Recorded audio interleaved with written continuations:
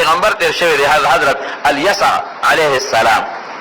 هغه چې کله مړ کېده نو هغه د خپل نږدې ملګري ټول راغونډ کړل، وی زمرم او هغه سړی د ځان په ځای خلیفه مقررو چې کم کې 3 صفتونه یو صفت دا چې ټوله شپه به عبادت کوي، دویم دا چې روزانه به روژه نیسي، او دریم دا چې غصه به نه کوي. که دا 3 صفتونه په چا کې وي ابه زه د خپل ځان په ځای باندې خلیفه مقرر کړم. هر چا سوچ کو چې دا خو ګران صفتونه دي، ځکه چې ټوله ورځ روژه نیسي روزانه، او ټوله شپه عبادت کوي، خوب پکې نه کوي، دروازې به خوب کوي، د شپې به نه کوي، او غصه به نه کوي، دا خو ګران کار دی. یو سړی پاسېد حضرت ذوالکفل، څوک یې نیک انسان دی او څوک یې پیغمبر دی، دی پاسېد وی حضرت دا صفتونه په ما کې شته. سبا بیا تپوس وکړو، وی هغه سړی د ځان په ځای خلیفه کوم چې دا 3 صفتونه پکې وي. دغه حضرت ذوالکفل پاسېد وی دا ما کې شته. په 3 مرضې بیا اعلان وکړ، یو کس داسې خلیفه کوم چې دا 3 صفتونه پکې وي. او په ټولو ملګرو کې دا حضرت ذوالکفل ډېر کمزور او د ټولو نه غریب انسان و. وی خوایا دا صفتونه درکې شته؟ وی او صاحب بالکل غصه هم نه راځي، غصه نه کوم بې ځایه، او دویم ټوله ورځ روژه به نیسم، او د شپې زما ټوله شپه تهجدي. وی حضرت مې خلیفه کړي د ځان په ځای حضرت الیسع علیه السلام دا ذوالکفل خلیفه کړ. چې خلیفه شو او شیطان یې خرابوي، دوکه کوي، دې غریب به د غرمې 2-3 غنټې خوب کاو، روژه به وه، او د شپې به د الله عبادت کو. دا شیطان د غرمې چې څنګه د حضرت ذوالکفل اوده شو، دروازه ورته وویله، د خوب یې وویستو، را پاسېد، څوک یې؟ وی زه چې یو مظلوم انسان یم. ګوره شیطان خو د انسان په شکل راځي. زما نه کور او ځمکه او مال یو ظالم سړي نیولی دی، بچي مې نار دي اوږې دي، او زمان د جامو درک نه لګي، تاله راغلی ما او ته د مسلمانانو خلیفه، ته مهرباني وکړه د هغه ظالم پسې پولیس ولېږه، سوال جواب ورپسې وکړه، راویې غواړه، مال ته خپل کور والا، بچي مې په بیابانو په صحرا ناست دي، او مال ته خپل مال والا اوږې تږي یو. حضرت ذوالکفل ورته وی چې لکه دا خو زما د خوب ټیم دی، خو دونه شیطان ورسره خبره اوږده کړه چې د خوب هغه ټیم یې پرې ختم کړ. دا خو زما د خوب ټیم خو دې مراله برباد کړه. خو داسې وکړه چې ماښام زما دربار لګي، نو ته مهرباني وکړه هغه سړی زه به درسره پولیس ولېږم، راشه نو حاضر به یې کړو. ښه جي زه ماښام راشم، ماښام رانغی. سبا له بیا چې کله حضرت ذوالکفل دغه ورځ خوب ونه کړ، د شپې خو تهجد کوي، خو یې وعده کړی چې خوب به نه کوم. سهار له چې بیا غرمه شوه نو اوده شو، دې دغه دی چې په غرمه، او ده ورته انتظار غریب وکړ چې دا سړی به راشي، دا مظلوم خو دې خو ورنه راغی. سهار له چې بیا څنګه اوده شو، دې بیا راغی، دروازه یې ولګوله. څوک یې؟ چې د هغه پروني مظلوم سړی یم. دروازه یې ورته کړو، یا د خدای بنده تا د خو پرون مازدیګر ماښام ما انتظار وکړه، ته خو رانغلې، اوس دې بیا د خوبه وویستم. غصه ورته نه شو، غصه نه کوي، خو په نرمۍ ورته وایي چې وروره زه خو د خوبه بیا وویستم، او تا د خو پرون مازدیګر ماښام ما ډېر انتظار وکړ. وی ټیک ده، خو پرون زه ځکه رانغلم چې ما هغه ته وویل چې زه بادشاه له ځم او تا غواړي، نو هغه وایي چې بادشاه له مې مه بوځه، او زه تاله مال هم در کوم او کور هم در کوم. وعده یې راسره وکړه، ما ویل چې ده بس ټیک ده چې راکې کور هم او مال هم راکې. نو بیا ساجد دی چې بادشاه له دې بوځم. وی صاحب ځکه مې پرون مازدیګر ماښام رانغلم، وی چې سهار شو بیا یې انکار وکړ، وی چې نه در کوم. نو چې زه خو غریب یم، بچي او ښځه مې په صحرا دي، دروغ وایي، اوس بچي کم دي، او زه چې دی نو بې مال یم، اوږې ما، نو دا مهرباني وکړه ما سره پولیس والا ولېږه، او چې هغه سړی ظالم راولي چې زما کورم ته مال والي زما مالم. حضرت ذوالکفل ورته وایي چې داسې وکړه ماښام راشه، پولیس به درسره ولېږم، سړی به راول. دې ماښام بیا رانغی، هغې خوار ورته پوره انتظار وکړه، خوند یې ونه کړ. حضرت ذوالکفل چې سبا له په 3 ورځ باندې بیا غرمه شوه، نو خپل څوکیدار ته وایي دا ور بند کړه، او چې هېڅوک هم را پرې نه دی، ځکه چې پرون مې خوب د غرمې نه دی کړی، او بله ورځ مې خوب ونه کړ، او د شپې خو تهجد کوم، سترګې را باندې پټې دي، خوب راځي، نو چې هېڅوک هم را پرېږدي، دا دروازه هم بنده کړه، هغه بل ګیټ هم بند کړه، د کور دروازه هم بنده کړه، هغه بل ګیټ هم بند کړه، یا هلته به ودرېږي چې څوک راځي چې ما ته یې را پرېږدي. ښه جي شیطان څوک بندولی شي، دې خو په نري سوري ور دننه کېږي. راغی چې راغی دې ته په 3 ورځ بیا دروازه وویله، چې دروازه یې وویله خو بیا پاسه یا لکه څوک یې زه چې هغه مظلوم یم، هغه بل ورځنی مظلوم یم. بس حضرت ذوالکفل پېښ شو چې لکه ته څنګه راننوتې، چې پاسېده، لاول خو خپل څوکیدار راوغوښته، هلکه تا ته خو ما ویلي و که نه چې دروازه بنده کړې، صاحب دروازه خو زما بنده ده، جرنده تا ته ما نه وي واچوه، حضرت جرنده ده، هغه یې جرنده ده. بس دې پوه شو چې دا شیطان معلومېږي.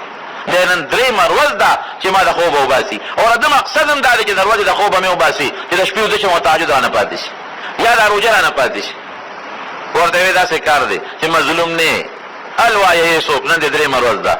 دې ورته څه وایي شیطان، وایي حضرت بس تا وګټله او ما بیله، وایي هغه څنګه؟ وی د شیطان ومه. وی ما وی چې یا خو به د غرمې د خوب نه وباسم نو د شپې به وده شي. هغه کې کامیاب نشم ځکه بېګا دې ښه عبادت کړی دی او پرون دې کړی دی بل ورځ دې کړی دی. او یا دا څوکیدار ته به در باندې غوسه وباسم څوکیدار ته به غوسه شي نو هغه ته دې غوسه ونه کړه. او یا به دا روژه پرېږدم نو هغه روژه دې بنده نه کړه. تا وګټله او ما بیله. دومره پالفلام و حرامي دی دا شیطان. کوشش کوي کوشش چې مسلمان په څه طریقه د خدای دشمن کی او د جهنم ته وغورځي اور ته وغورځي. دا د انسان خطرناک دشمن. رب العالمین فرمایي د قیامت پر ورځ دنه چې کله سوزي د دې یو بل صفت درته وښیم. د دې بل صفت ضد دی، ضد ډېر زیات ضدي دی. دنه چې کله سو باسي نو دې به منډې وایي منډې به وایي. او حضرت اسرائیل علیه السلام نه خو تقدیري نه شي او به کوشش کوي چې دې راونیسم. او دې به دغه وخت کې سجدې لګوي، سجده به لګوي اوچتېږي به یو ځای کې به سجده ولګوي. حضرت اسرائیل علیه السلام به ورته ابلیسه ته پوه شوې چې کوم ځای سجده ولګوله؟ وی نه، وی آدم علیه السلام قبر ته سجده وکړه.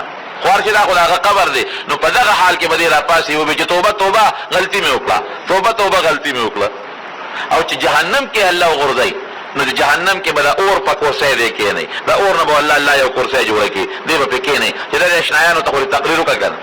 نو قرآن شریف کې الله وقال الشیطان لما قضي الامر ان الله وعدكم وعد الحق ووعدتكم فاخلفتكم. وی الله د سره وعده کړی و او ما هم کړی و. الله خپل وعده رښتونې کړه چې څوک جنت ته ولېږل او څوک دوزخ ته. او زما وعدې ما ټولې دروغ درته ویلې دي. ما به وی دوزخ نشته، دا رشته کې نشته. ما به وی جنت نشته، جنت راغی که رانغی. ما به وی مړه اسم نشته، دا د ارث شته که نشته. اوس بیا څه وایي؟ ووعدتكم فاخلفتكم وما كان لي عليكم من سلطان الا ان دعوتكم فاستجبتم لي. عجیبه خبره ګورئ کوي وروره. وایي ما څه په زور خو تاسو د مټه نه یې نیولي چې بوتانو ته مې در باندې سجدې لګولې دي.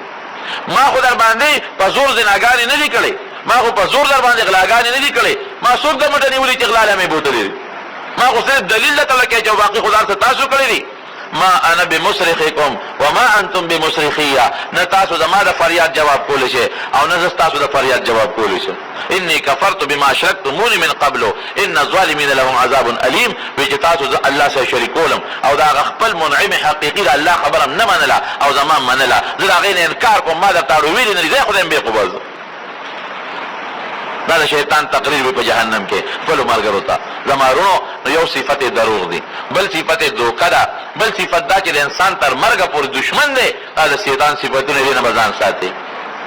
حضرت ابراهیم علیه السلام چې کله حضرت اسماعیل علیه السلام روان کړ چې په مینا کې حلالۍ، ځکه الله ورته ویلي چې دا بچی دې حلال کا. ابراهیم علیه السلام مخکې روان دی، اسماعیل علیه السلام ورپسې روان دی. دا شیطان راغی یو ځای کې او حضرت ابراهیم علیه السلام ته یې څه کې؟ وی قربانی کوم. وی قربانی نه ما ته پته ده دا زوی لالی. هغه پې پوه شو وی زوی هم څوک لالی، نیازبین به چېرې دی؟ دا څه کې؟ ابراهیم علیه السلام پې پوه شو چې دا خو شیطان دی. هغه کاڼی راواخېست او په دې شیطان یې غذارو. بیا راغی دې خوا ته حضرت اسماعیل علیه السلام لا هغه ته وایي ته څه پوهېږې چې چېرته روانې؟ وی او. وی څه کې؟ وی پلار مې قرباني کوي. وی قرباني نه کوي، تا لالی. اسماعیل علیه السلام ورته څه وایي؟ وی داسې به یو پلار وکړي چې زوی به حلال کړي. وی هغه وایي چې ما ته الله ویلي دي. وی چې الله ورته ویلي نو حلال مې دي که ځه خدای دې بېخوباسه. هم پوه شو چې شیطان دی، کاڼي راواخېست دوباره یې په کاڼي باندې وویست. بیا په درې باره بیا راغی ابراهیم علیه السلام لا. سوچ وکړه ګورې دا خوب دی غلط دی، زه دې خیر خو یم. سوچ وکړه ګورې زوی څوک حلالوي؟ دا څه کې مطلب دا چې دا پلار د زوی د دې حلالولو نه منې شي یا دا زوی ته وتښتي او د خدای په حکم کې خلاف ورزي راشي. حضرت ابراهیم علیه السلام بیا کاڼی راواخېست سپېره ما باندې ولې د خدای خلاف کې په کاڼي باندې وویشته. اوس هغه ځایونو کې درې غټې غټې ستنې برجې ولاړې دي او حاجیان صاحبان چې حج ته لاړ شي نو درې ورځې دغه جمرات ورته وایي دغه شیطانان ولي. یو ځای کې ځان د رکوټي سړي په شکل جوړ کړو، خلک هغې ته رکوټي شیطان وایي. بل ځای کې ځان داسې درمیانه قد والا جوړ کړو، خلک هغې ته درمیانه وایي. او بل ځای کې ځان مشر بابا جوړ کړو، هغې ته خلک غټ شیطان وایي. دا دومره خطرناک او سازشي شی دی، سازشي. او د انسان ازلی د نکله وختونه دشمن را روان دی او اله به صبرېږي چې دا مسلمان برباد کړي د جهنم ته وغورځوي. خدای دې د ده د وسوسو نه په حفاظت او په امان کې وساتي. رسول الله مبارک ته څونه سازشونه او سکیمونه جوړ کړي. د هجرت په موقع باندې ځان یې د یو بوډا سپینګیري په شکل کا او ابوجهل له مشورې ورکولې. نبی علیه السلام مبارک فرمایي وی عرفات کې مې د الله نه سوالونه وکړل، دوه مې خدای قبول کړ، یو پاتې شو. وی مزدلفه کې مې الله ته وجړل، د دا دریم سوال مې خدای قبول کړ. هغه د امت لپاره سوالو. نو نبی علیہ السلام دغه ځای کې وخندل. صحابو ته تپوس وکړه الله رسوله دا خو د خندا وخت دی، دا خو ته جاړې خدای ته، د جلا وخت دی، د خندا وخت نه دی. رسول الله مبارک وفرمایل وی جلا په دې رااله چې دا دریم سوال مې الله قبول کړ. نو شیطان په سر خورې اړه یو منډې وی او ټیزونه اچوي. وی هغه ته چې مې وکتل خندا رااله.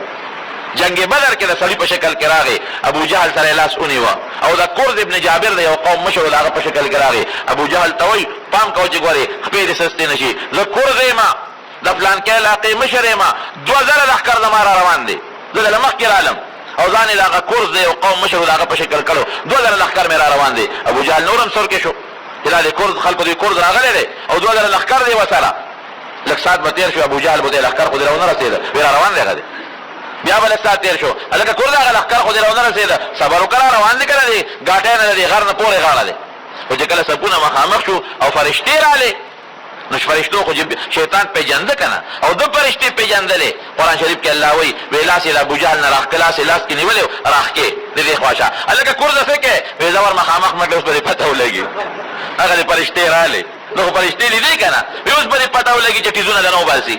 ایله مې ورسېل مکړې اوس خو تختېدې هم نشي، لاس یې دې راښکه او منډه یې دې وواله. نو له سپېره بچی نه په کافر نه په مسلمان دی، خو چې بچی وس بر کېږي راګړاوی او راپرځوي او ګونټې پرې پاسې ږدي. دا خطرناک شی دی، خطرناک. ځان به تېرونو پسې ساتو. ما درته ویل چې کوم صفتونه دروغ، دوکه، قسمونه، شیطانت، دو کسانو منځ کې اوړنې راوړلې او مسلمان سره دشمني او کبر، د دې صفتونو نه ځان وساتئ. دا ستا دشمن دی، ان الشیطان لکم عدو فاتخذوه عدوا. بل به دې پس خلاصېږي اعوذ بالله وایه. او چې وله دې کله دا رالل چېرې د نیکۍ خبره ده د الله حمد وایه هغه نیکي کوه، وړله چې دا کله رال چې د ګناه کار دی اعوذ بالله وایه ځان ته ساته. قرآن کې الله وایي ان کید الشیطان کان ضعیفا. د شیطان سکیم ډېر کمزوری شی دی، تا ته خو مضبوط ښکاري ډېر کمزوری شی دی. اعوذ بالله وایه. او یو دم دی رسول الله مبارک ښودلی دی، هغه دا دی چې سحر کې څوک سل کرته دا وایي چې لا اله الا الله وحده لا شریک له له الملک وله الحمد وهو على كل شيء قدير. دا خو به مو یادي کنه ان شاء الله. لا اله الا الله وحده لا شریک له له الملک وله الحمد وهو على كل شيء قدير. دا چې سحر کې څوک سل کرته وي کمانځنه مخکې کمانځنه وروسته وي په دغه ورځ به خدای شیطان نه ساتي، شیطان نه به خدای ساتي. او حدیث پاک کې راځي وی دې سړي په هغه وخت کې متیازه کوي. یو صحابي چا متعلق شکایت وکړ، وی حضرت فلان کې سړی چې ټول شپه ودی او سار مانځل نه پاسي، وی دا هغه سړی چې بال شیطان فی اذنه چې شیطان ول په غوګونو کې متیازه کړی.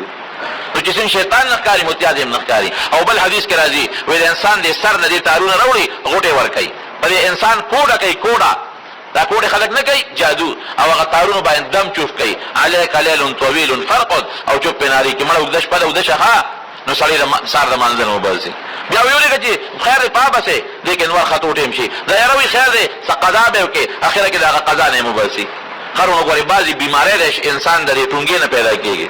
انسان د انسان په شیطان د ټونګې نه پیدا کیږي. د انسان په وینه کې پوکي وای، خصوصا دا کینسر بیماری یا نو یا چې زخمی او دې پکې لاړې وته کی دې پکې متیازو کی دا غي نسخه بیماری پیدا کیږي. نو دا میدان چې سار وختي لا اله الا الله وحده لا شریک له وسل کرتا وایا او ما سوتن چې دغه آیت الکرسی وایا. د شیطان د دې ټونګې د وجه نه چې انسان په وجود کې کمی بیماری پیدا کیږي دا غي بیمارونه به خدای پاک محفوظ ساتي. دوی رب العالمین موږ د شیطان د وسوسو نه ساتي، دا غد حد کندونه مو ساتي. او پروردگار تم داغه د حد کندونه ساتي او د وسوسو نه ساتي. او چې څومره داغه طرف نه څخه وسوسې دي او څخه بیماری خدای داغه نه په حفاظت او په امان کې ساتي. او مریضانو ته دوی جل تعالی مریضانو له شفا ورکړي، خدای قرضداران نه قرض نه خلاص کړي، زمونږ حلال او رزق او روزي نصیب کړي. زمونږ په محله کې دلته کې د اسپندیار دی والده سه وفات شوی واغې ته دوی خدای پاک مغفرت نصیب کړي. او نور چې څومره مردگان وفات دي پرون یانن نو الله ټول مردگان وبخي او د آخرت لوی سفر د خیر او عافیت د خوشالو ګرځولې کې وارثانو له صبرونه ورکې. او زمون په دې کاکړو کندي کې یو برخوردار وفات شوی دی، الله ټول وبخي. اخر وخت په خپل کلمه نصیب کړي. لا اله الا الله محمد رسول الله صلی الله علیه وسلم.